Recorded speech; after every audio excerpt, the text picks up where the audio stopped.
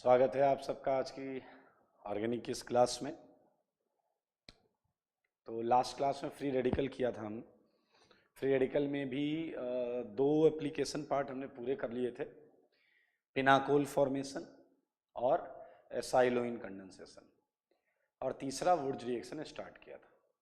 तो I hope आपने pinacol formation के क्वेश्चंस कर लिए होंगे। तो चलिए उनके क्वेश्चंस को डिस्कस करने से ही चालू करते हैं आज की क्लास। ठीक है, ओके। तो ये होमवर्क डिस्कशन होगा। क्वेश्चन नंबर 1 बहुत इजी है, तो मैं सीधा आंसर लिख रहा हूँ। OH OH OH and OH pinacol, एक सिंगल पिनाकोल बनेगा। सेकंड में चलें तो बस मिथाइल मिथाइल चेंज हो रहा है, मिथाइल इथाइल हो रहा है। ये OH, ये OH, और यहाँ 3 आंसर आएंगे क्योंकि ये सेंटर काइरल है। क्लियर? तो 3 हो जाएंगे। थर्ड, ये आप देखें एक आंसर है। क्लियर? अगर हम फोर्थ में देखें तो फोर्थ में इंट्रामॉलिक्यूलर होगा, 5 की रिंग आ जाएगी। आप देख सकते हैं OH OH। क्लियर? इसके भी 3 आंसर आएंगे, दोनों सेंटर काइरल है।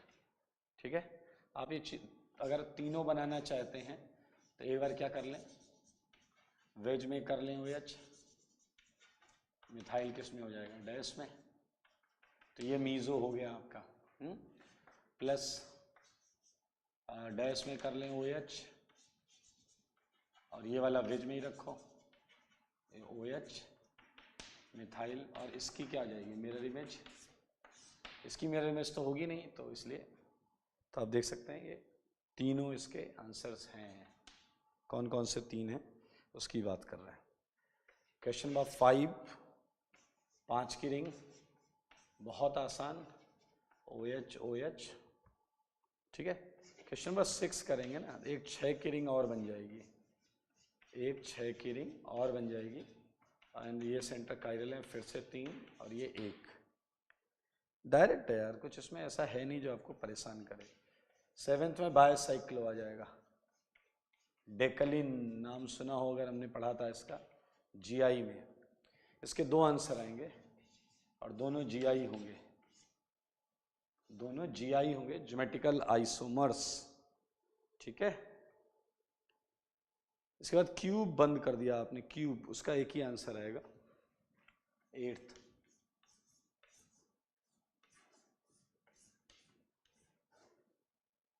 एक आंसर आएगा उसका, ये देखें।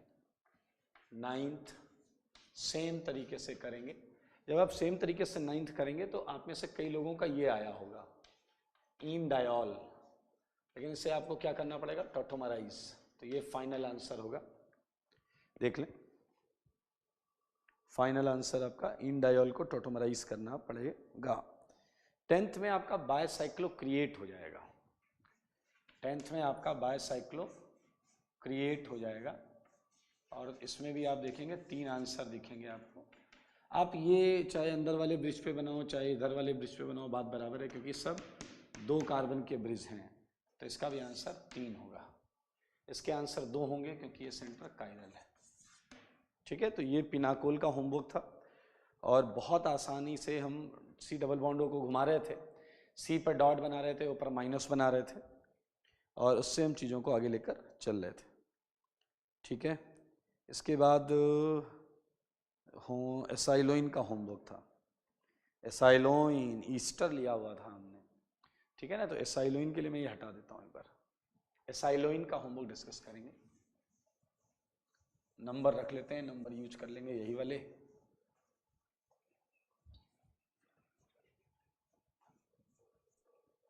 आइए एसाइलोइन का होमवर्क लेते हैं। तो पहले में मिथाइल ईस्टर है, ठीक है ना। तो इसका आंसर आएगा बहुत इजी, और साथ में CH3OH जो कि निकला होगा इसके साथ। अगले वाले में ये आंसर तो सेम रहेगा, बट यहाँ इथाइल अल्कोहल आ जाएगा। देखें, क्योंकि ईस्टर में यहीं चेंज हुआ है ऑक्सीजन वाले पार्ट में, और इसके अगले वाले क्वेश्चन में अगर हम करें तो मेरे ख्याल से इथाइल लगा हुआ है, अब देखें इथाइल लगा हुआ है, ये OH प्लस इधर मीथेनॉल है, ऊपर CH3 लगा हुआ है, तो ये हो जाएगा आपका CH3OH। क्लियर? कायरल सेंटर है सब में, तो सबके आंसर 2 होंगे, कंपाउंड और उसकी मिरर इमेज। अब अगर अगले क्वेश्चन को देखें तो इंट्रामॉलिक्यूलर,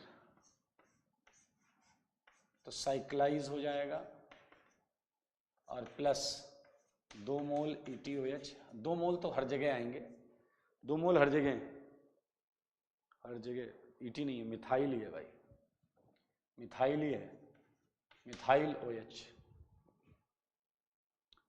ओके, इसके अगले वाले में भी इंट्रामॉलिक्यूलर, तो ये थोड़ा सा ध्यान देने वाली चीज है। जब आप इस क्वेश्चन को करेंगे तो समझने वाली चीज क्या, बीच में ये आया होगा, पहले ये आया होगा, उसके बाद रिडक्शन की बात आपने आगे रिड्यूस किया होगा, तो इंटरेस्टिंगली ये वहीं टॉटोमराइज कर जाएगा। आपको याद हो पहले मैकेनिज्म में, इसमें एसाइलोन में 2 बार रिडक्शन होता था, पहले रिडक्शन से ये बनता था और फिर रिडक्शन करते थे तो ये डबल बॉन्ड और OH आता था, लेकिन जैसे ये आएगा ये टॉटोमराइज हो जाएगा इस चीज में, और प्लस फिनॉल होगा, ये जो ऑक्सीजन पर लगा हुआ पार्ट।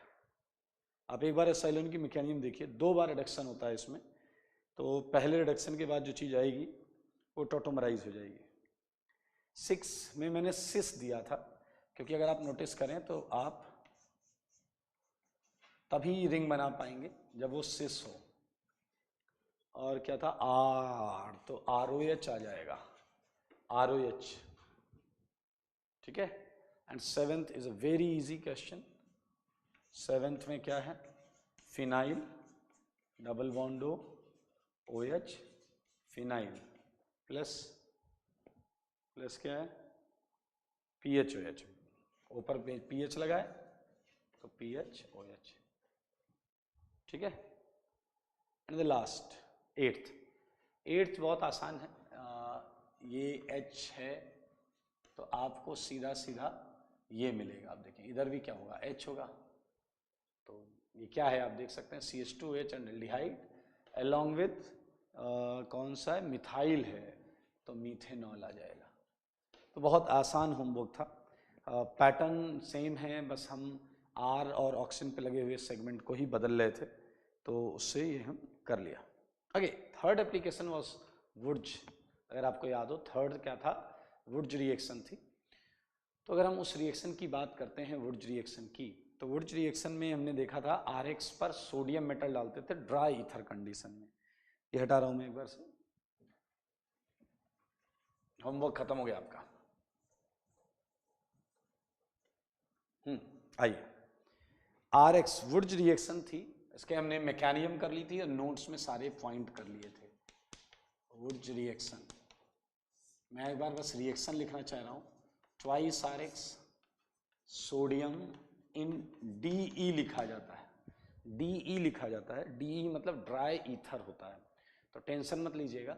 यहाँ आंसर क्या आ जाएगा आपका, RR plus twice of NaX। हमने इसके नोट में बड़ी इंपॉर्टेंट बात लिखी थी, like free radical intermediate, carbon ion intermediate, और हमने लिखा था कि सबसे इंटरेस्टिंग चीज़ जो थी, रिडक्शन ऑफ एल्काइल हैलाइड है, मेटल ने उसे इलेक्ट्रॉन दिया है तो उसने इलेक्ट्रॉन लिया होगा और रिड्यूस हुआ होगा।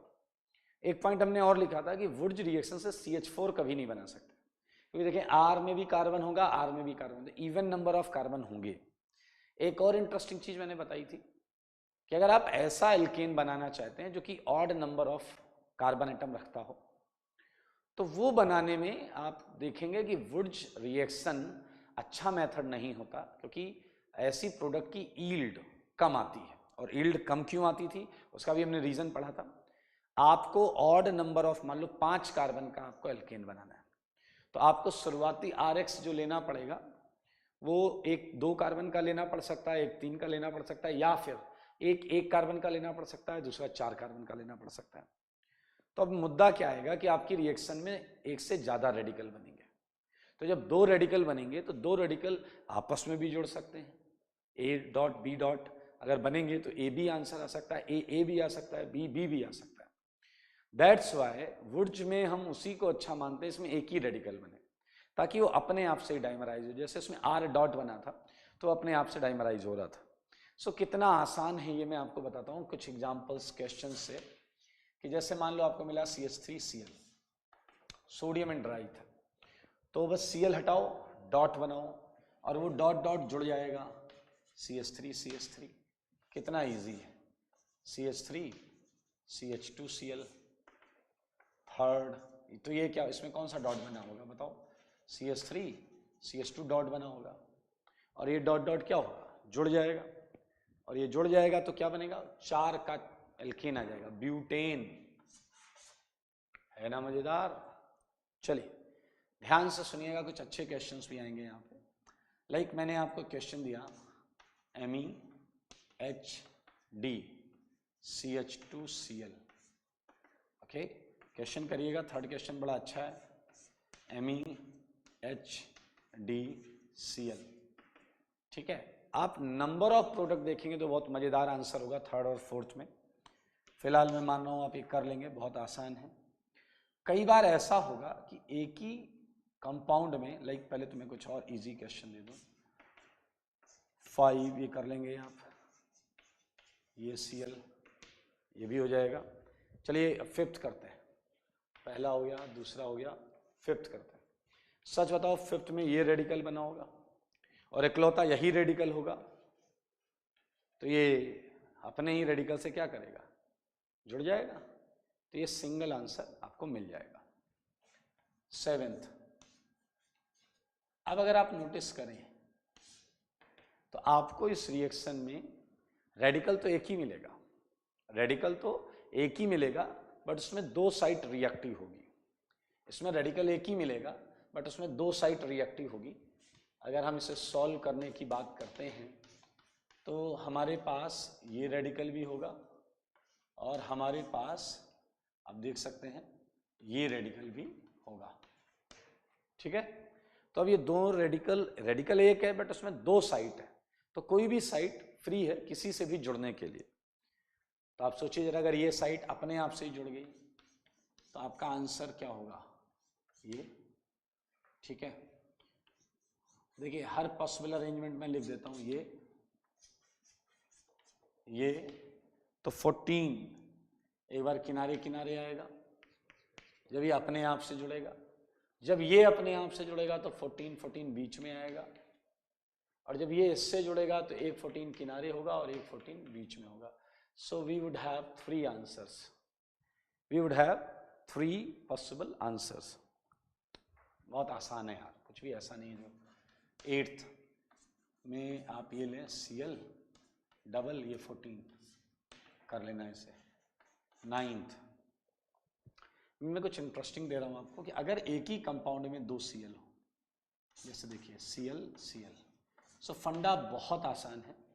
Cl हटाओ डॉट बनाओ, Cl हटाओ डॉट बनाओ, तो एक डॉट यहाँ आएगा एक डॉट यहाँ आएगा, तो भाई साहब क्या हो जाएगा, डाइमर हो जाएगा, आई मीन एल्कीन बन जाएगा। अब देखिएगा जरा, Cl ये करना आप, ठीक है। 7th भी हो गया। 10th करते हैं। 10th मजेदार है, मैंने लिया, देखिए ये देखो, अगर आपके कंपाउंड में ऑलरेडी 2 हैलाइड हैं, अगर आपके कंपाउंड में ऑलरेडी 2 हैलाइड हैं तो आपको 2 मोल लेने की जरूरत नहीं है। ये Cl हटाओ डॉट बनाओ, ये Cl हटाओ डॉट बनाओ, तो मेरे भाई क्या बन गया, ये, क्लियर। अब ये हाईली अनस्टेबल बाय रेडिकल है, हाईली अनस्टेबल, तो ये है हाईली अनस्टेबल बाय रेडिकल। तो अब एक्चुअली क्या होगा वो सुने आप लोग, कि ये आपस में जुड़ जाएंगे और ये आंसर आ जाएगा। लेकिन कई बच्चों के मन में एक डाउट आता है कि ये रेडिकल जो है अपने आप से ही डाइमर बना ले, अपने आप से ही क्या बना ले, डाइमर बना ले, तो ये आंसर आएगा। लेकिन ये याद रखना, ये आंसर कभी नहीं आता। उसका एक रीजन है, इसके अंदर ऑलरेडी 2 रिएक्टिव साइट है, तो ये वेट नहीं करेगा कि इसी जैसा एक और मॉलिक्यूल इससे कोलाइड कब करता है, उससे पहले ही ये डॉट डॉट जुड़ जाएगा। समझ में आया? तो याद रखें, मॉलिक्युलरिटी का फंडा है तो इसमें 3 की रिंग ही मेजर आंसर आती है, 6 की रिंग का बनना लगभग इम्पॉसिबल है। तो आप देख सकते हैं इसी तरीके से अगर मैं बीच में कार्बन बढ़ाता जाऊं, लाइक Cl, बीच में मैंने पहले 1 2 3 कार्बन थे, अभी मैंने 4 कर दिया, तो रिंग 4 की बन जाएगी, उसमें क्या है। मैंने एक और कार्बन कर दिया, रिंग 5 की बन जाएगी। मैंने एक और कार्बन कर दिया, रिंग 6 की बन जाएगी। सिंपल फिनोमेना है। लेकिन अब यहीं एक नया प्रश्न उठता है कि सर ऐसे रिंग बनती रहेगी क्या? हाँ, अब ये समझेंगे आप, ध्यान से देखिए कि अगर आपने 6 कार्बन कर दिए तब तक तो ठीक है, 6 की रिंग यहाँ बन गई होगी। देखो यहाँ 4 की रिंग, यहाँ 5 की रिंग, यहाँ 6 की रिंग, ठीक है।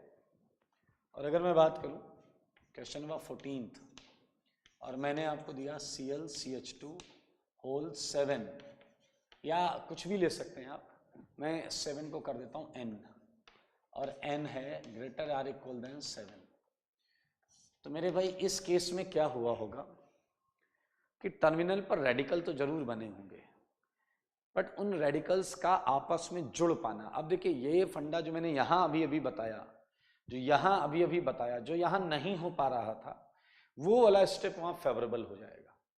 लेकिन यहां पर वो स्टेप, आप एक और चीज, इंटरेस्टिंग चीज नोटिस करें, मजेदार चीज मैं बताता हूं आपको, ध्यान से सुने। एक्चुअली एल्केन जिग जैग होते हैं। आपको अगर पता हो 3 की केस होगा तो मैं ऐसे बनाऊंगा, 4 का होगा तो मैं ऐसे बनाऊंगा, 5 का होगा तो मैं ऐसे बनाऊंगा। अब आप अगर ये जानना चाहते हैं कि सर ये तो आपकी मर्जी है, आप ऐसे बना रहे हो, बट क्या ऐसे होता है? हाँ, ऐसे ही होता है। दरअसल आप ध्यान से देखें, ये 4 का जो मैंने जिगजैग बनाया है, दरअसल ये स्टैगर्ड है। स्टैगर्ड में भी मैं क्लियर बोलूं, एंटी कन्फर्मेशन है, और आपको पता है मैक्सिमम मॉलिक्यूल इसी कन्फर्मेशन में रहते हैं। तो आप इसीलिए बोला जाता है एल्केन्स जिगजैग होते हैं, इसीलिए बोला जाता है एल्केन्स जिगजैग होते हैं। 1 2 3 4 5 6 7। अब समझना मामले को समझना, रिंग बनाने के लिए इसे इस फॉर्म में आना पड़ेगा, क्लियर। और अगर आप थोड़ा सा भी समझ पा रहे हैं तो अब आप देखें ये सब इक्लिप्स्ड है। आप इस बॉन्ड के रिस्पेक्ट में देखें, ये जिधर है उधर ही है, ये इक्लिप्स्ड हो गया, ये एंटी है और ये क्या है? इक्लिप्स्ड। तो मेरे भाई बाकी केस में क्या था, जैसे 3 के केस में तो उसे कहीं नहीं जाना है, डायरेक्ट बॉन्ड बन जाएगी, because they are same side and closure.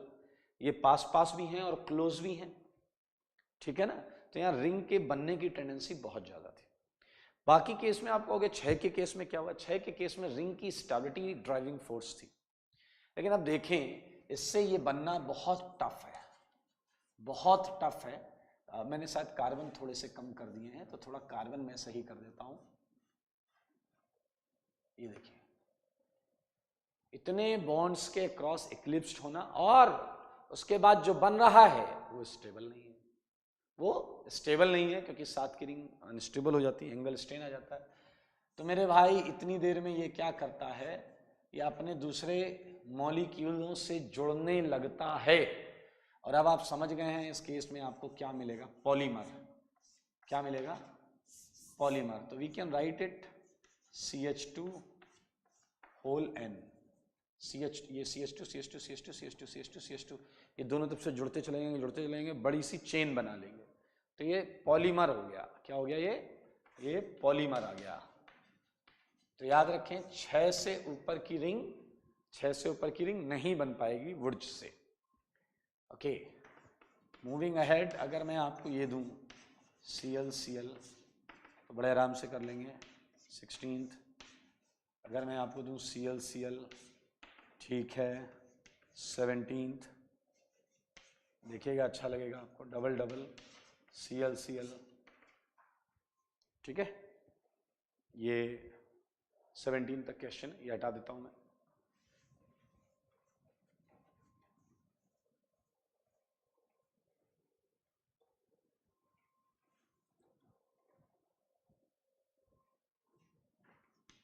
Eighteenth 18th में मैं सिमिलर क्वेश्चन दे सकता हूँ एक और, CL डॉट डॉट, ठीक है। 19th बहुत सारे बनाए जा सकते हैं ऐसे क्वेश्चंस, तो आप थोड़ा सा तसल्ली से कर लेना।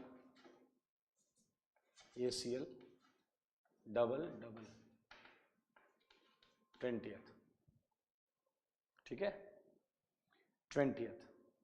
आइए इसमें कई सारी और चीज़ें बनाई जा सकती हैं। जैसे लुक एट दिस क्वेश्चन, आपको जानकर आश्चर्य होगा कि 20th क्वेश्चन आ चुका है, IIT में आ चुका है। बस आप 20th का आंसर बना दीजिए, फिर मज़ा आ जाए, फिर मज़ा आ जाएगा। बहुत आसान सेगमेंट है यार ये।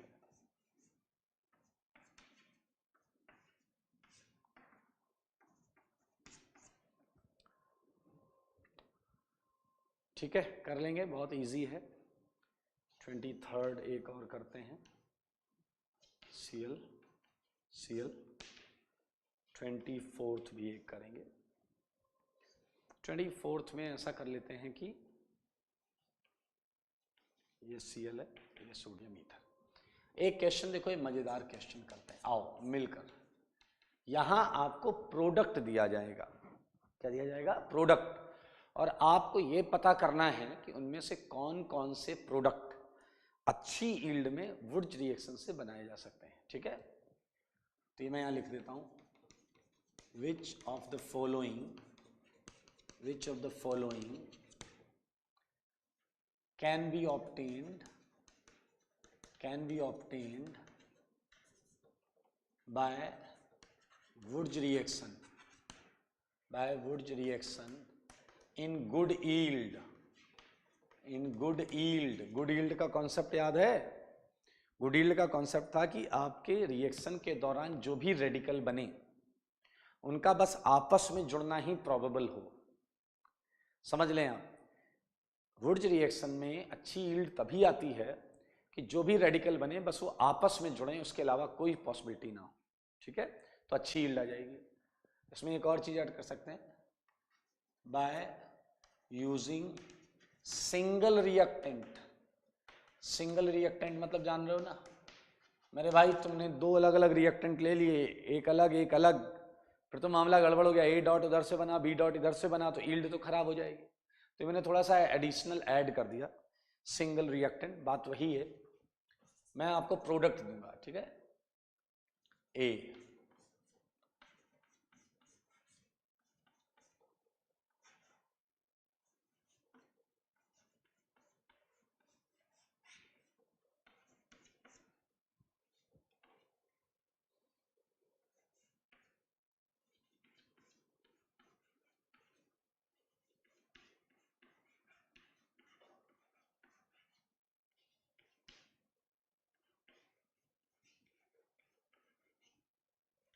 थोड़ा सा दिमाग लगाइएगा, सारे बन जाएंगे। ऐसा करिएगा आगे की तरफ, ऐसा अगर कोई केस हो तो यहाँ रिएक्टेंट लिख दीजिएगा हेलोजन X लगाकर, ठीक है। जैसे अभी हम इसमें से कुछ कर लेंगे, एक दो पार्ट कर लेंगे। चलो यहाँ पर लिख देता हूँ मैं,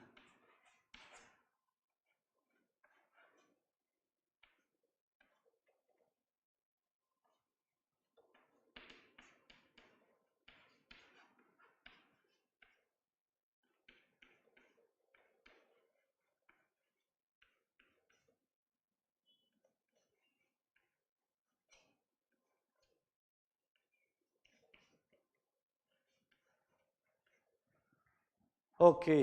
सो मैं मान रहा हूँ कि आपको सारे कंपाउंड्स दिख रहे हैं।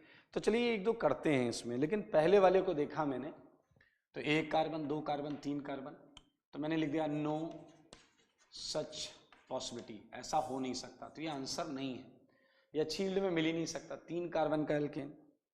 वहीं यहाँ आ जाए तो अपने को समझ में आ रहा है कि अगर मैं 2 मोल ये ले लूँ सोडियम एंड ड्राई ईथर, तो देखो ये बन जाएगा, एक्स हटेगा डॉट आएगा, डॉट डॉट जुड़ जाएगा।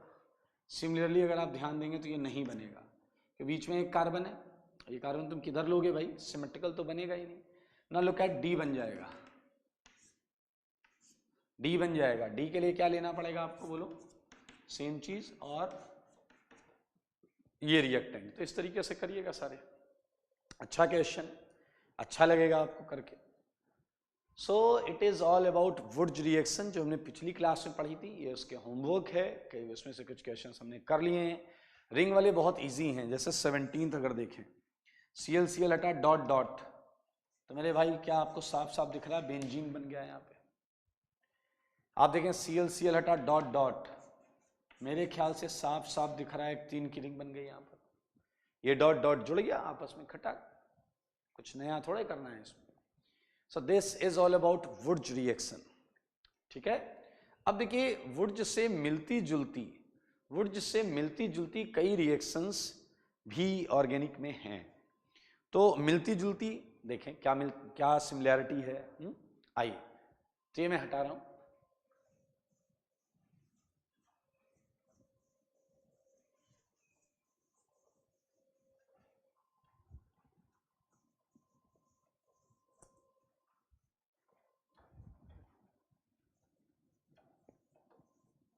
ठीक है, आइए देखें।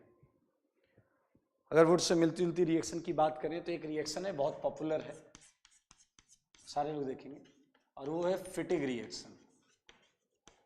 फिटिग रिएक्शन, इस रिएक्शन में क्या होता है, ध्यान से सुने। आपको याद होगा वुड्स में आप RX लेते थे, RX।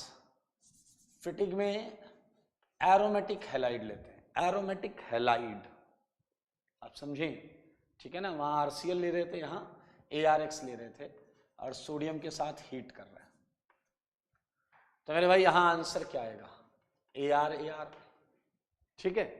हालांकि रिएक्शन उतनी फिजिबल नहीं है, उतनी फास्ट नहीं हो सकती इतनी वुड्स, क्योंकि हमें पता है एरोमेटिक चीजों पर सीधा रेडिकल बनाना आसान नहीं होता।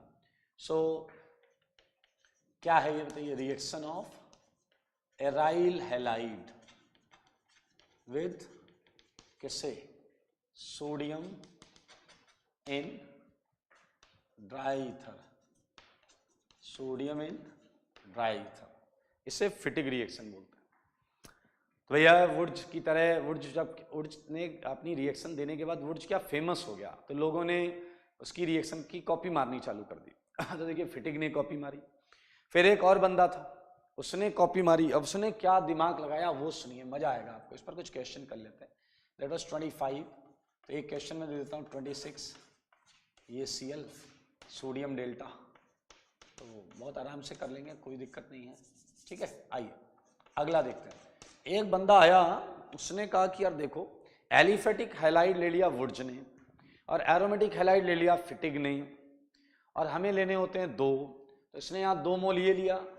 तो इस बंदे ने कहा कि मैं एक काम करूंगा, मैं एक एलिफेटिक हैलाइड ले लूंगा, एक एरोमेटिक हैलाइड ले लूंगा, और सोडियम ईथर के साथ हीट कर दूंगा। अब वो अलग बात है कि यहाँ और भी पॉसिबल आंसर होंगे, ठीक है, बट उस बंदे ने अपना भी एक कॉपी मार दिया। वुड्स और फिटिग को पता चला तो दोनों गुस्से में आ गए और इसे ढूंढते हुए आए, और जैसे इसकी वोट लगाने जा रहे थे, इसने कहा सर टेंशन मत लो, रिएक्शन का नाम तुम दोनों के नाम पर ही रखा है, Wurtz Fittig reaction, Wurtz Fittig reaction. Clear? इसमें क्या होता है? Reaction of alkyl and aryl halide, ठीक है, with sodium metal, with sodium metal. तो ये देख सकते हैं बहुत ही ऑर्डिनरी रिएक्शन है, कुछ भी बहुत ज़्यादा पूछा नहीं गया, बट पूछा जा सकता है, पॉसिबिलिटी है, पूछे जाने की पॉसिबिलिटी है। मैं एक इंट्रामोलिकुलर रिएक्शन करा रहा हूँ, इसमें एक Cl तो बेंजीन पर लगा तो ARX हो गया, और एक Cl बेंजीन पर नहीं लगा है तो RX हो गया। क्लियर? तो आप इसे कर लीजिएगा, बहुत इजी है। चले मेरे भाई, इसी से मिलती जुलती और भी रिएक्शंस हैं मार्केट में, उसमें से एक रिएक्शन मैं आपको बताता हूँ। इस रिएक्शन में बोला जाता है कि हाँ आप लो एराइल आयोडाइड लो और कॉपर के साथ हीट करो। तो मेरे भाई इसमें बनेगा क्या? ज्यादा टेंशन नहीं लो, आंसर वही आना है, AR। और मेरे भाई इसने इस रिएक्शन पे अपना नाम चिपका दिया, और ये था उलमैन रिएक्शन, उलमैन रिएक्शन। तो इसमें क्या होगा बताइए जरा, reaction of aryl iodide, aryl iodide, ठीक है, with copper delta, copper delta. तो ये उलमैन है। इसका एक क्वेश्चन करते हैं 28। एक तो सीधा सीधा अपन आयोडोबेंजीन ले लें, कॉपर पे डाल दें। एक अपन ये कर सकते हैं, ये थोड़ा सा ध्यान दीजिएगा, ठीक है, ये करिएगा क्वेश्चन, बढ़िया क्वेश्चन है। हाँ 29। आइए अब आपको जानकर अच्छा लगेगा, और भी मिलती जुलती रिएक्शंस हैं। एक बंदा था, नाम था फ्रैंकलैंड रिएक्शन। सब एक ही जैसा काम कर रहे हैं। इस भाई ने क्या किया, इसने कहा मैं RX लूंगा, वो जो चिल्लाया यार RX मैंने लिया हुआ है, इसने डोंट वरी मैं जिंक लूंगा। तो मेरे भाई answer is again RR plus ZnX2, RR plus ZnX2, ठीक है। तो इसमें कुछ नया नहीं है यार। 30th क्वेश्चन देखो और एंजॉय करो। 30th क्वेश्चन में मैंने आपको दे दिया CH3 CH2 Br and zinc, कर लेंगे आप। चलिए अब एक महा इंपॉर्टेंट रिएक्शन में करा रहा हूं जो बहुत बार पूछी जा चुकी है, तो इसलिए उस पर ध्यान जरूर दीजिएगा। ये रिएक्शन 31 में मैं लिख रहा हूं, 31 में ध्यान से देखेंगे। और इस पर मैं पहले मेंशन कर दूं कि मोस्ट इम्पॉर्टेंट है, E की पावर में लगाया मतलब एक्सपोनेंशियली इम्पॉर्टेंट है, ठीक है। सो व्हाट इज दिस, क्या होगा कि अगर मैं क्लोरोफॉर्म, देखिए आप कहोगे क्लोरोफॉर्म कहाँ से आ गया, भाई हैलाइड ही है ना। अभी कार्बन पर एक एक हेलोजन लगे थे, अब कार्बन पे 3 हेलोजन लगे, तो ये मैंने क्लोरोफॉर्म लिया है।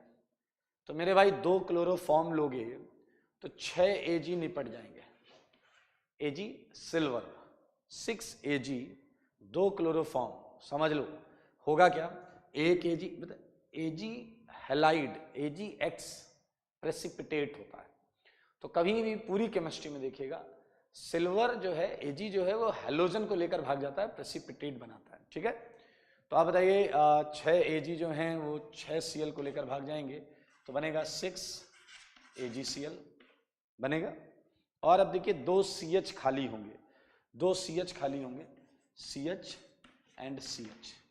तो मेरे भाई ऑब्वियसली ये ट्रिपल बॉन्ड से जुड़े होंगे और इसका आंसर होता है एथाइन। महा इंपॉर्टेंट रिएक्शन है, इस रिएक्शन को मत भूलना। मैं बार बार बोल रहा हूँ, 1000 बार बोल रहा हूँ, इसको भूल गए तो दिक्कत हो जाएगी। एक और क्वेश्चन दे देता हूँ इसी से मिलता जुलता, वो आप कर लीजिएगा। अगर मैं RCCl3 ले लेता और उस पर मैं चांदी डाल देता, चांदी मतलब सिल्वर, ठीक है, तो बना लीजिएगा इसका आंसर। सो ये वो रिएक्शंस हैं जो काफ़ी ज़्यादा रिजेंबल करते हैं वुड्स से। तो ये आपके सामने आ गया। और अब हम करने जा रहे हैं अगला एप्लीकेशन पार्ट, और अगला एप्लीकेशन पार्ट जो है वो एक इलेक्ट्रोलिसिस प्रोसेस है, ठीक है। और आसान है, वो भी बहुत आसान है, ठीक है। इसे हटा रहा हूं मैं, सारी चीज जो है इसे हटा रहा हूं।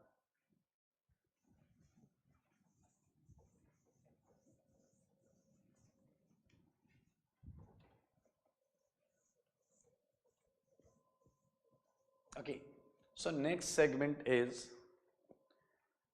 वो है कोल्बे इलेक्ट्रोलिसिस। क्या है? Kolbe electrolysis.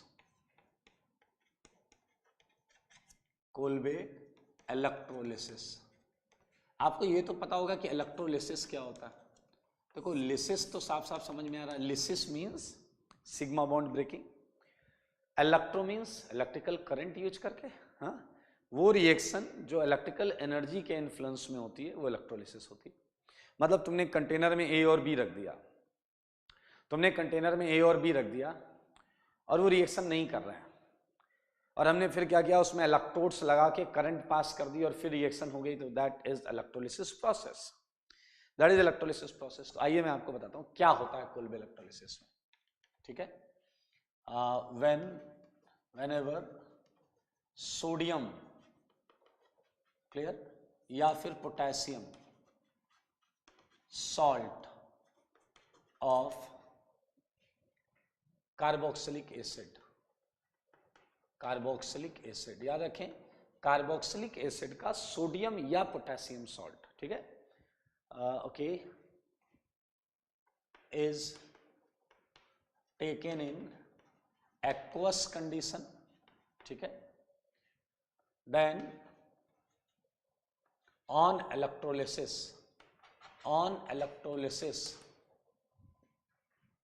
करस्पॉन्डिंग, सारे लोग देखें, corresponding alkane is obtained as a product. तो आइए समझते हैं कि किस तरीके से रिएक्शन होती है। पहले सारे लोग सुने, ये कार्बोक्सिलिक एसिड है, ठीक है, RCOOH, ये कार्बोक्सिलिक एसिड है। अब इसका सोडियम या पोटेशियम सॉल्ट ले लो, तो ये मैंने सोडियम सॉल्ट ले लिया, और एक्वस कंडीशन लेनी है, एक तो कार्बोक्सिलिक एसिड सॉल्ट और दूसरा एक्वस कंडीशन, तो ये मैंने जल ले लिया। और यहाँ क्या करा दिया गया है पता है आपको, कोल्बे इलेक्ट्रोलिसिस, ठीक है। तो क्या होता है वो देखें, मैं पूरा बैलेंस लिखूंगा, 2 एसिड 2 जल, ये इलेक्ट्रोलाइज होते हैं। कैसे होते हैं ध्यान से सुनिए। पहले आप सारे लोग देख सकते हैं कि ये CO2 सेगमेंट है, तो 2 मोल CO2 निकल जाती, 2 मोल CO2 निकल जाती। फिर देखें 2 Na, आप 2 H2O को HOH लिख सकते हैं, तो 2 Na 2 OH लेकर NaOH निकालते हैं, ट्वाइस NaOH। और ये जो 2 H हैं ये हाइड्रोजन गैस निकालते हैं। और अब देखें 2 R बच गए, 2 R, मेरे भाई निहायती आसान वुर्ज जैसी रिएक्शन है ये, वुर्ज जैसी। देखिए कैसे वुर्ज जैसी रिएक्शन है, मैं बताता हूं आपको। आपको कोई एसिड सॉल्ट मिलेगा, आप उसमें से ये हटा दीजिए, ये हटा दीजिए, तो R डॉट मिलेगा, and now that R dot would combine with itself, R answer आ जाएगा। तो देख लें ये है कोल्बे इलेक्ट्रोलिसिस। थोड़ा सा मैं इसे एक्सप्लेन करता हूं कि कैसे होती है रिएक्शन, मतलब now we are going to explain its mechanism. तो जैसे मान लेते हैं, छोटा सा वाक्य सुनाता हूं मैं आपको। देखिए ये एक कंटेनर है, ठीक है, इस कंटेनर में RCOONA पड़ा हुआ है, इस कंटेनर में जल पड़ा हुआ है। लॉजिकली देखो अगर, तो सॉल्ट जल में आयन के फॉर्म में रहेगा बस, और कुछ नहीं करता। RC डबल बॉन्ड O पर माइनस रहेगा और Na प्लस रहेगा, तो जल में तो सॉल्ट आयनिक फॉर्म में रहेगा। तो ये दोनों कुछ कर नहीं रहे थे, समझ में आया, ये दोनों कुछ कर नहीं रहे थे। अब मान लीजिए उधर से मैं गुजर रहा था, मैं इधर से जा ही रहा था, मैंने देखा ये दोनों खेल रहे हैं इधर, और इन्होंने मुझे देख के इग्नोर कर दिया।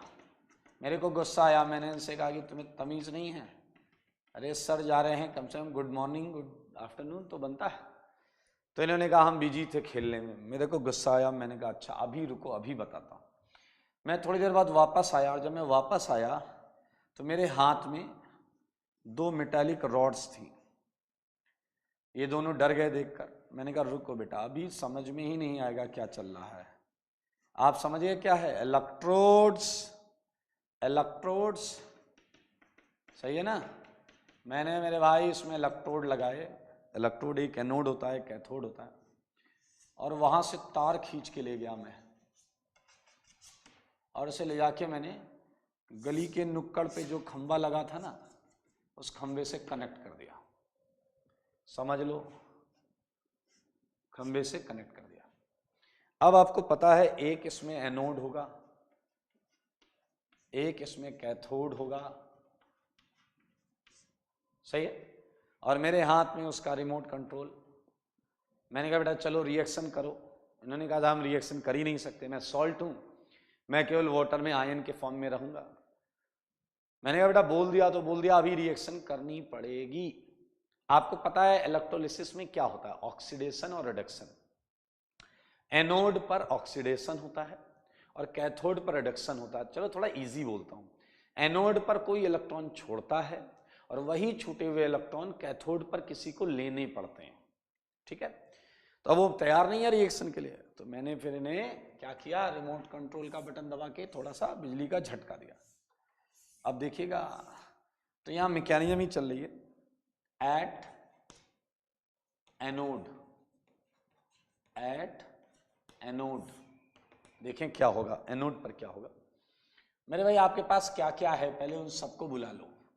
देखो आपके पास है आर सी ओ, ओ माइनस है, आपके पास जल है, सही है, और आपके पास Na प्लस है। तीन चीजें हैं आपके पास बस। और एनोड पर क्या है, मैंने जैसे ही बटन दबाया इन्हें क्या बिजली का झटका लगेगा और इनके अंदर से इलेक्ट्रॉन छटक के बाहर आ जाएगा। लेकिन वो कौन है जो इलेक्ट्रॉन छोड़ेगा? इलेक्ट्रॉन वही छोड़ेगा जिसके पास इलेक्ट्रॉन्स होंगे।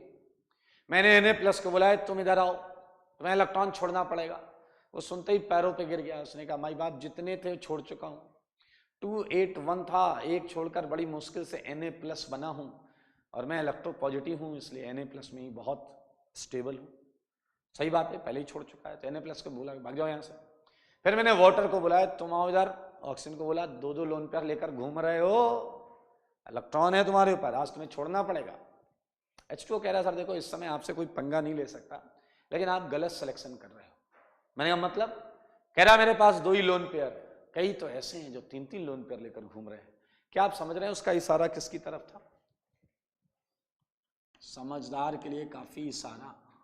मेरे भाई सॉल्ट जो आयन है, एनायन, और ये सही चुनाव है। मैंने नोट पर इसे बुलाया और मैंने कहा कोई अंतिम इच्छा, इसने कहा नहीं। मैंने बटन दबाया और आप देख सकते हैं जैसे ही बटन दबाऊंगा इस माइनस से एक इलेक्ट्रॉन, दो मोल है तो दो इलेक्ट्रॉन, एक से तो एक ही इलेक्ट्रॉन निकला है, छिटक के बाहर आ जाएगा। अब जैसे ही इलेक्ट्रॉन छिटक के बाहर आएगा आप देख सकते हैं आपको ऑक्सीजन पर रेडिकल मिलेगा। ऑक्सीजन पर क्या मिलेगा? रेडिकल। और अब आप जानते हैं रेडिकल से रेडिकल बनाते चलो, ये देखिए, अब देखिए ये बॉन्ड डिकम्पोज होगी और आपको मिलेगा क्या? Twice R dot plus twice CO2, ये डॉट डॉट बॉन्ड हो जाएगी। और ये जो ट्वाइस R डॉट है, ट्वाइस R डॉट, ये R R हो गया, ये क्या हो गया? R R हो गया, ठीक है। हमारा प्रोडक्ट आ गया, आप खुश हो गए, लेकिन अभी भैया कैथोड भी तो है, रिएक्शन तो आधी हुई है अभी इलेक्ट्रॉन का कोई ठिकाना भी तो होगा। तो आइए ये मैं रिएक्शन थोड़ी ऐसे कर देता हूं, ठीक है, ये पूरा वाली रिएक्शन है। और अब क्या हो गया? एट कैथोड, ध्यान से सुनना। अब आपके पास ये तो यूज हो गया, अब बचा क्या? H2O और Na प्लस। अब छूटे हुए इलेक्ट्रॉन कोई लेगा, तो मैंने Na प्लस को बुलाया, you come here. Na plus ने कहा माई बाप अब मैं इलेक्ट्रॉन ले भी नहीं सकता क्योंकि मैं बहुत स्टेबलाइज्ड स्टेट में हूं, तो Na प्लस का कोई काम नहीं है। अब बचा क्या? जल। मेरे भाई याद रखना ये रिएक्शन बहुत कॉमन है, ये जल और ये हैं दो इलेक्ट्रॉन। मेरे भाई थोड़ी सी अगर बुद्धि लगाओ तो H पर पार्शियल प्लस आप महसूस कर सकते हो, H पर पार्शियल प्लस महसूस कर सकते हो, तो ये इलेक्ट्रॉन इसे मिल जाएंगे। तो सोचो जरा, H प्लस था, उसे एक इलेक्ट्रॉन मिलेंगे तो H डॉट या एटॉमिक हाइड्रोजन बन जाएगा, ठीक है। तो इस तरीके से आपको क्या मिलेगा? 2OH, यहां माइनस आएगा ऊपर, प्लस दो इलेक्ट्रॉन दो H को मिले होंगे तो 2H जो कि हाइड्रोजन गैस देंगे। सो दिस इज ऑल अबाउट। और अगर अब आप एनोड और कैथोड की पूरी रिएक्शन ऐड कर लें तो ये वाली रिएक्शन यहां पर आएगी, जो मैं लिख देता हूं एक बार फिर से, 2RCOONA प्लस दो जल, और इधर है के को काइनेटिक एनर्जी मत मानना, कोल्बे इलेक्ट्रोलिसिस, तो आंसर आ जाएगा RR plus twice CO2 plus twice NaOH plus क्या निकलेगा? Hydrogen gas. अब आप देखो जरा, नोटिस करो, एक गैस निकली है एनोड पर, कौन सी गैस है? CO2। एक गैस निकली है कैथोड पर, कौन सी गैस है? हाइड्रोजन। तो आपसे बहुत कुछ पूछा जा सकता है कोल्बे इलेक्ट्रोलिसिस के बारे में। ये पूरी रिएक्शन आपके सामने लिखी है, शॉर्टकट बहुत इजी है। एसिड सॉल्ट में COON हटाओ, R डॉट बनाओ और RR चिपका दो। लेकिन अगर एक ही कंपाउंड में 2 COON होते, एक ही कंपाउंड में 2 COON होते, फिर हमें 2 मोल लेने की जरूरत नहीं थी। इससे हटाओ डॉट बनाओ, इससे हटाओ डॉट बनाओ, डॉट डॉट जोड़ दो, डॉट डॉट जोड़ दो। तो आइए नोट में हम लिखते हैं जो जो हमने सीखा है, नोट में लिखेंगे हम। फर्स्ट पॉइंट तो आप देख सकते हैं रेडिकल इंटरमीडिएट है। इस रिएक्शन का क्या इंटरमीडिएट है? रेडिकल इंटरमीडिएट, रेडिकल इंटरमीडिएट है। सेकेंड पॉइंट पर चलते हैं। सेकेंड पॉइंट पे अगर आप देखो तो फिर से CH4 नहीं बना सकते इस मेथड से। CH4 can't be obtained, can't be obtained, इससे CH4 नहीं बना सकते। तो RR इसका भी आंसर आ रहा है। थर्ड पॉइंट आप देखो, गैसेस निकल रही हैं, वो गैसेस के बारे में बात करते हैं। CO2 gas evolved at anode, CO2 evolved at anode.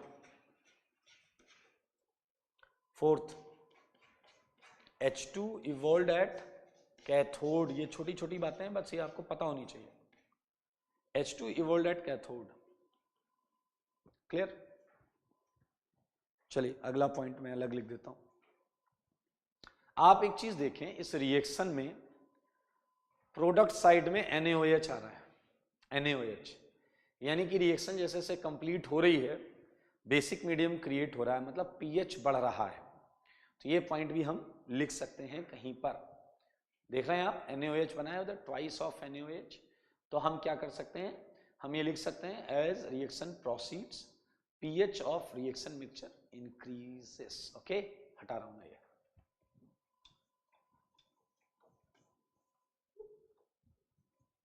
Okay, आइए फिफ्थ पॉइंट है नोट का, as reaction proceeds pH increases, pH increases. Simple observation है, कुछ भी नया नहीं है, बहुत आसान। तो आप शॉर्टकट से जा सकते हैं। R डॉट बन रहा है तो सीधा सीधा R डॉट बनाएं और इसके कुछ क्वेश्चंस कर लेते हैं। सेम क्वेश्चन उसी तरीके से चलेंगे। CH3 COONA, और ये क्या है? एक्वस है, ठीक है ना? एक्वस हैं सारे, जितने भी मैं लिखूंगा वो सारे के सारे एक्वस, मतलब वाटर है। सेकेंड, CH3 CH2 COONA, ठीक है। थर्ड मैं आपको देता हूं CH2 COONA CH2 COONA। अगर आपको याद हो ये किस एसिड का सॉल्ट है, ये किस एसिड का सॉल्ट है, नाम बताओ।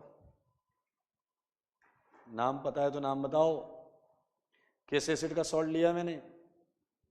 ये है सक्सीनिक एसिड का सॉल्ट, तो इसे हम बोलते हैं सोडियम सक्सीनेट। क्वेश्चन ऐसा पूछा जाएगा, product obtained on Kolbe electrolysis of sodium succinate.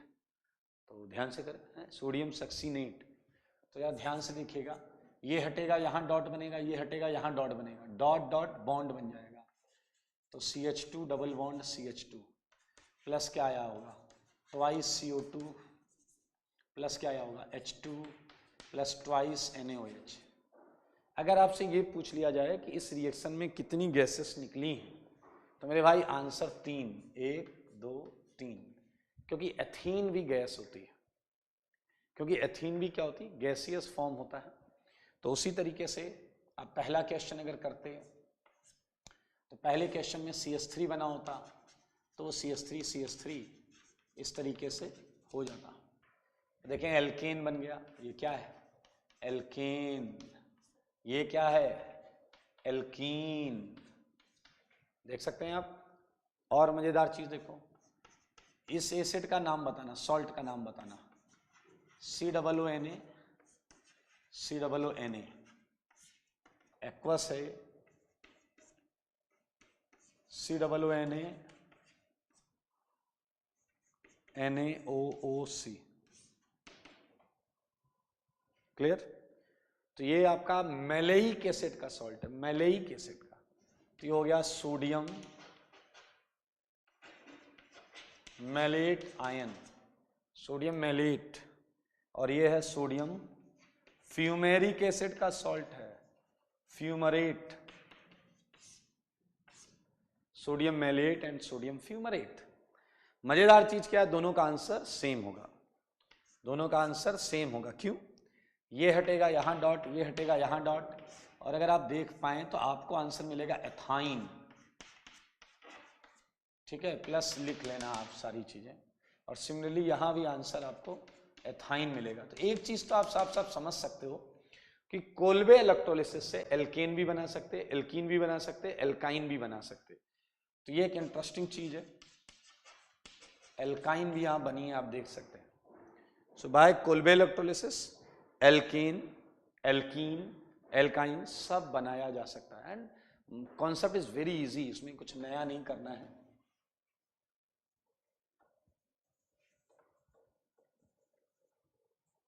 Okay, सो सारे क्वेश्चंस में ऐसे ही करेंगे। वुड्स जैसा है, वुड्स के हर क्वेश्चन में Cl हटा के COONA लगा लो, वुड्स के हर क्वेश्चन में Cl हटा के COONA लगा लो, आंसर सेम आएगा, आंसर अलग होगा ही नहीं, answer would not be different.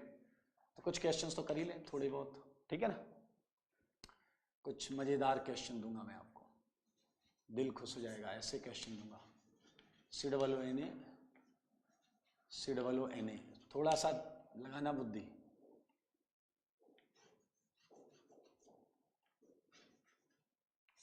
ठीक है, Kolbe electrolysis COONA, COONA,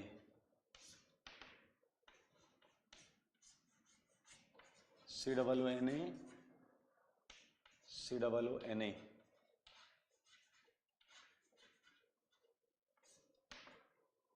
ninth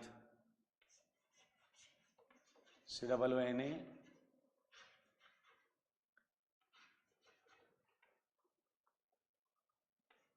COONA। ठीक है, थोड़ा सा वेज एंड डैश का ख्याल रखना प्रोडक्ट बनाते समय। CH3HD COONA 11th। बाकी वो सारी चीजें अपनी जगह वैलिड हैं, जहां पर रिंग बन जाएगी।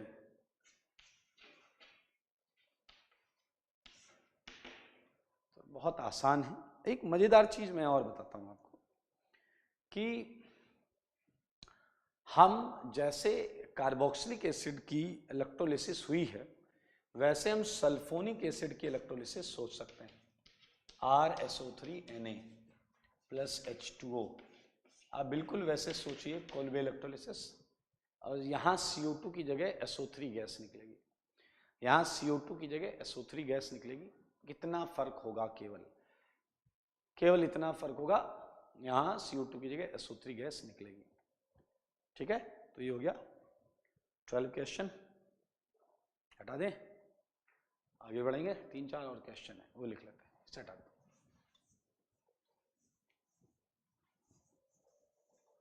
ये रिएक्शन बहुत इंपॉर्टेंट थी, सोडियम मैलेट और फ्यूमरेट और सक्सीनेट वाली, सोडियम मैलेट, फ्यूमरेट और सक्सीनेट वाली बहुत इंपॉर्टेंट रिएक्शन थी। आइए 13 क्वेश्चन देखते हैं। आप मुझे बताइए, जैसे मैंने लिया CH2 CO2Na CH2 SO3Na plus H2O, और ये है कोल्बे इलेक्ट्रोलिसिस, और ये 1 इक्विवेलेंट है। तो आप मुझे बताओ इक्विवेलेंट्स ऑफ गैसेस, एनोड पर कौन कौन सी हैं और कितने इक्विवेलेंट हैं, और कैथोड पर कौन कौन सी गैसेस हैं और कितने इक्विवेलेंट हैं। ठीक है, किस इलेक्ट्रोड पर कौन सी गैस निकल रही है, कितने इक्विवेलेंट निकल रही है। तो बहुत इजी है ये, मान लीजिए मैं आपको दे दूं DCOONA इसका, और Kolbe electrolysis, one equivalent, repeat the same question, same चीज करनी है, वही इक्विवेलेंट ऑफ गैसेस निकालना है फिर से। And 15th and last HCOONA plus H2O, ये आप कोल्वे इलेक्ट्रोलिसिस कर दीजिएगा। तो ये हमने 2 एप्लीकेशन खत्म किए, वुड्स खत्म किया, कोल्वे इलेक्ट्रोलिसिस खत्म किया, दोनों इंपॉर्टेंट पार्ट हैं। तो अगला जो सेगमेंट है वो आपका थोड़ा सा पढ़ा हुआ है ऑलरेडी, उसी से रिलेटेड है अगला टॉपिक। ये देख लें, ये है कोल्वे इलेक्ट्रोलिसिस, ठीक है। तो ये क्वेश्चंस करने हैं आपको, सब लिख कर आइएगा, करके आइएगा, मजा आएगा।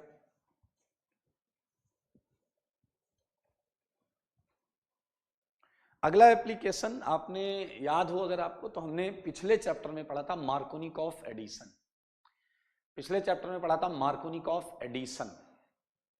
तो अब हम पढ़ेंगे एंटी मार्कोनिकॉफ एडिशन, बहुत मजेदार है।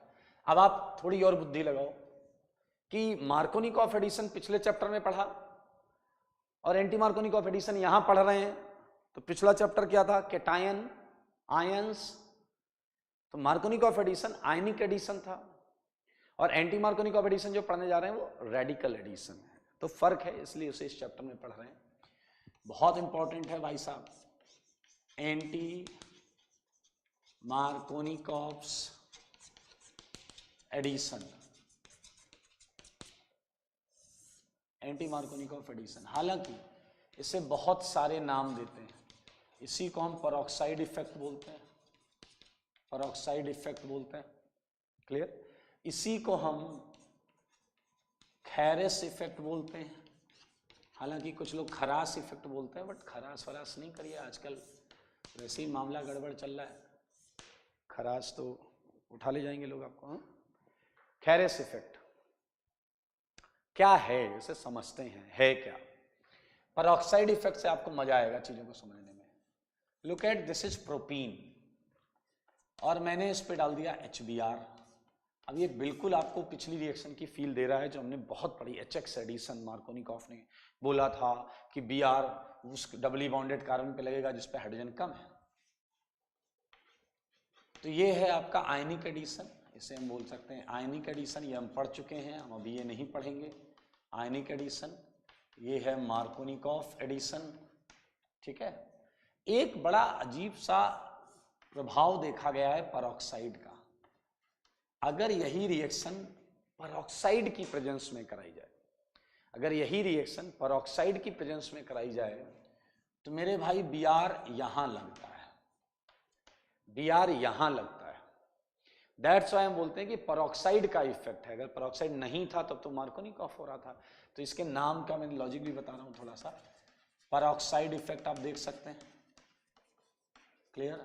और ये मैं आपको बता दूं, रेडिकल एडिशन होता है, रेडिकल एडिशन होता है। 99% रिएक्शंस जिसमें आप पेरोक्साइड देखेंगे, यू वुड फाइंड कि वहां पर रेडिकल रिएक्शन ही होगी। तो हमें जो पढ़ना है वो हम पढ़ चुके हैं, ये ऑलरेडी हो चुका है, हमें ये पढ़ना है, एंटी मार्कोनिकॉफ एडिशन, ये पढ़ना है, ठीक है। तो आइए हम एंटी मार्कोनिकॉफ एडिशन को बताते हैं क्या होता है, कैसे होता है। दरअसल कभी भी किसी भी रिएक्शन में एरो के ऊपर सारी बातें नहीं लिखी जाती, एरो के ऊपर सारी बातें नहीं लिखी जाती कि किस तरीके से A+B को मिलाया, मिलाने से पहले उसे क्या किया, क्या टेम्परेचर रखा, कितना हीट किया, कितना नहीं हीट किया। तो हर बार ये सारी चीजें नहीं बताई जाती। पेरोक्साइड लिख दिया गया है, अब ये माना जा रहा है कि आपको, आप समझ लो कि पेरोक्साइड इफेक्ट है।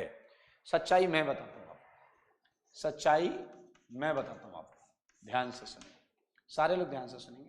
दरअसल पेरोक्साइड का जो काम होता है वो रेडिकल बनाने का होता है। पेरोक्साइड को रेडिकल जनरेटर बोलते हैं। पेरोक्साइड का काम है रेडिकल जनरेट करना। अब आप कहोगे कि सर ये रेडिकल कैसे जनरेट करता है, वही तरीका बता रहा हूं। दरअसल इस रिएक्शन की शुरुआत में इस पे थोड़ा सा सनलाइट डालता है, थोड़ी सी सनलाइट डालता है। अब पेरोक्साइड में क्या होता है कि लोन पेयर रिपल्सन से इसकी बॉन्ड बहुत वीक होती है, और ये 40 से 45 डिग्री सेंटीग्रेड के आसपास ही ये बॉन्ड टूट जाती है। अब जरा ध्यान से देखेंगे, आपको मिलेगा 2 RO डॉट, 2 RO डॉट, ये बॉन्ड में एक एक इलेक्ट्रॉन ट्रांसफर हो जाएगा। तो ये पहला इनिशिएशन स्टेप है। क्या स्टेप है? इनिशिएशन। जब रिएक्शन को स्टार्ट करना होता है, ये आपको करना पड़ेगा बाहर से, और अगर आप ये नहीं करेंगे तो रिएक्शन स्टार्ट नहीं होती। क्लियर? उसके बाद क्या होगा, जैसे ही RO डॉट बनता है, ये बहुत थोड़ा सा ही बना होगा, सारे मॉलिक्यूल को नहीं तोड़ते, थोड़े मॉलिक्यूल को। RO डॉट जैसे ही बना तो बताइए, मैं थोड़ी देर के लिए Br को X ले रहा हूँ, जनरलाइज्ड कर रहा हूँ, जनरलाइज्ड, ठीक है। हेलोजन को मैंने X लिख दिया, तो RO डॉट HX से रिएक्शन करता है। अब आपको याद हो तो ये रिएक्शन हमने करी हुई है जनरेशन ऑफ रेडिकल में। HX टूटेगा तो H डॉट आने वाला होगा, X डॉट आने वाला होगा। कौन सा ज्यादा स्टेबल है? X dot. कौन सा कम स्टेबल है? H dot. कौन सा ज्यादा रिएक्टिव है? H। तो बनने वाली चीज हो जाएगी आपकी X dot plus ROH, X dot plus ROH। तो मेरे भाई ये स्टेप को हम बोलते हैं इनिशिएशन स्टेप। इसे क्या बोलते हैं? Initiation step, initiation step. Clear? Reaction को स्टार्ट करने के लिए इतना हमें करना पड़ता है। नाउ रिएक्शन अब प्रोपेगेट होती है। आप देखेंगे अभी रेडिकल में हर जगह मैं ऐसे ही बात करूंगा, हर रेडिकल रिएक्शन जो होता है मोस्टली हमें उसे स्टार्ट करना पड़ता है by using some external factors, by external source. तो इनिशिएट होगी, अब ये प्रोपेगेट होगी, और ये रिएक्शन आपको याद आएगी, ये भी हमने की हुई है। X डॉट एल्कीन पर अटैक करता है। याद हो मैंने बोला था 2 रिएक्शंस थी, तो X डॉट आसानी से क्या तोड़ लेगा? Pi bond. तो एक डॉट बीच में आएगा, एक डॉट किनारे आएगा। कौन सा डॉट स्टेबल है? बीच वाला। कौन सा कम स्टेबल है? किनारे वाला। तो कौन सा ज्यादा रिएक्टिव है? किनारे वाला। तो बनने वाली चीज है ये, देख लें आप भाई, ये ज्यादा स्टेबल है तो कम रिएक्टिव है, और ये कम स्टेबल है तो ज्यादा रिएक्टिव है, ये बन गया। और अब ध्यान से सुनेंगे, ये जो रेडिकल है, ये जो रेडिकल है, ये रेडिकल बचे हुए HX से रिएक्शन करेगा, HX से। ये देखिए, ये बचा हुआ रेडिकल HX। तो बताइए HX जब भी टूटेगा तो H पर डॉट आने वाला होगा, X पर डॉट आने वाला होगा। कौन सा ज्यादा स्टेबल? X dot. कौन सा कम स्टेबल? H dot. कौन सा ज्यादा reactive? H dot. H dot ज्यादा रिएक्टिव है तो रिएक्ट कर गया। नाउ लुक, ये आपका आंसर आया, लेकिन ये रिएक्शन चेन प्रोसेस है, चेन प्रोसेस। X डॉट आया, ये X डॉट सीधा यहां आएगा, और ये कुछ और एल्कीन से ये बनाएगा, ये कुछ और HX से थोड़ा और आंसर बनाएगा, कुछ और X डॉट क्रिएट होगा, वो X डॉट यहां जाएगा, और chain process, chain process, chain process. मतलब ध्यान दो, RO डॉट को केवल एक बार X डॉट क्रिएट करना है, RO डॉट को केवल एक बार X डॉट बनाना है, उसके बाद ये रिएक्शन चेन रिएक्शन है और अपने आप कंप्लीट हो जाती है। तो इसे बोलते हैं प्रोपेगेशन स्टेप 1, प्रोपेगेशन स्टेप 1, और ये है प्रोपेगेशन स्टेप 2। ठीक है, मजेदार चीज। ऐसे चलते चलते चलते चलते रिएक्शन में जब HX खत्म हो जाएगा, या एल्कीन जो भी पहले खत्म होगा, रिएक्शन वहां पर टर्मिनेट होगी। टर्मिनेट मतलब खत्म हो जाएगी, रुक जाएगी। इसलिए रेडिकल का लास्ट स्टेप ऐसे लिखा होता है, टर्मिनेशन स्टेप, और ये लास्ट मॉलिक्यूल के लिए होता है। मान लेते हैं कि एल्कीन खत्म हो गई, तो X डॉट उस समय जो होगा वो टर्मिनेट कराया जाएगा, वो अपने मॉलिक्यूल से या किसी और चीज से कंबाइन हो जाएगा। टर्मिनेशन स्टेप का कोई लेना देना आपसे होता नहीं है डायरेक्टली, क्योंकि हमारी प्रोडक्ट हमेशा प्रोपेगेशन स्टेप में ही आती है, हमेशा प्रोपेगेशन स्टेप में ही आती है। अब रेडिकल चैप्टर में आप फर्स्ट प्रोपेगेशन स्टेप को ही RDS मान सकते हैं हमेशा किसी भी रिएक्शन में। सो दिस इज ऑल अबाउट, आप देख सकते हैं हेलोजन किनारे लगा है, हेलोजन किनारे लगा है। सबसे मजेदार चीज अभी आपको पता नहीं चली है, सुनते ही आपको मजा आ जाएगा। पहला पॉइंट वो है radical intermediate, radical intermediate. Second point सुनना, सेकेंड पॉइंट एक सिंपल जनरल नॉलेज की बात पूछ रहा हूं, बॉन्ड स्ट्रेंथ ऑर्डर बताओ। CX का बॉन्ड स्ट्रेंथ ऑर्डर और HX का बॉन्ड की मजबूती का ऑर्डर बताओ। CX मतलब FCl-BrI, तो मुझे लगता है शायद CF सबसे स्ट्रांग है CCl से, ये CBr से, ये CI से, HF से, HCl से, HBr से, HI से, ठीक है। और अब है सीक्रेट जो हम ओपन करने जा रहे हैं, मजेदार चीज है, सुनना दिल खुश हो जाएगा। बताओ, इन चारों HX में एंटी मार्कोनिकॉफ केवल HBr दिखाता है, केवल HBr दिखाता है, HCl नहीं दिखाएगा, HI नहीं दिखाएगा, HF नहीं दिखाएगा। मतलब अगर मैं यहां HCl कर दूं, HCl, तो इधर तो आयनिक एडिशन आएगा, इधर भी आयनिक एडिशन आएगा। अगर मैं HI कर दूं, इधर भी आयनिक एडिशन आएगा, इधर भी आयनिक एडिशन आएगा। मतलब परऑक्साइड इफेक्ट केवल HBr पे लगता है। और ये बड़ा इंटरेस्टिंग है। क्यों? अब आप ये भी जानना चाहेंगे क्यों लगता भाई? आपने बोल दिया और हम मान लें, बिल्कुल मानना तो चाहिए, लेकिन मैं लॉजिक भी बताऊंगा क्यों। ध्यान से देखिए, peroxide effect is applicable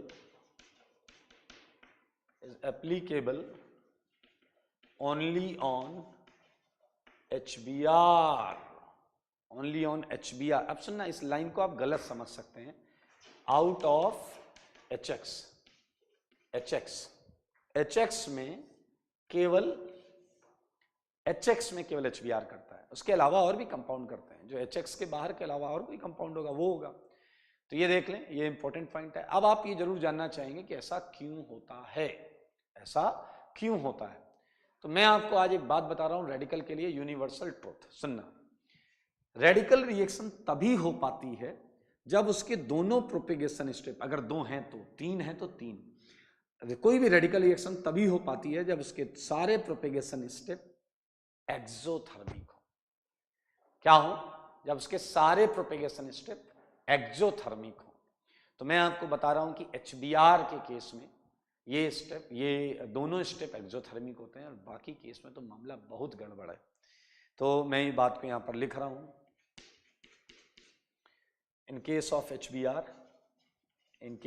HBr, both propagation steps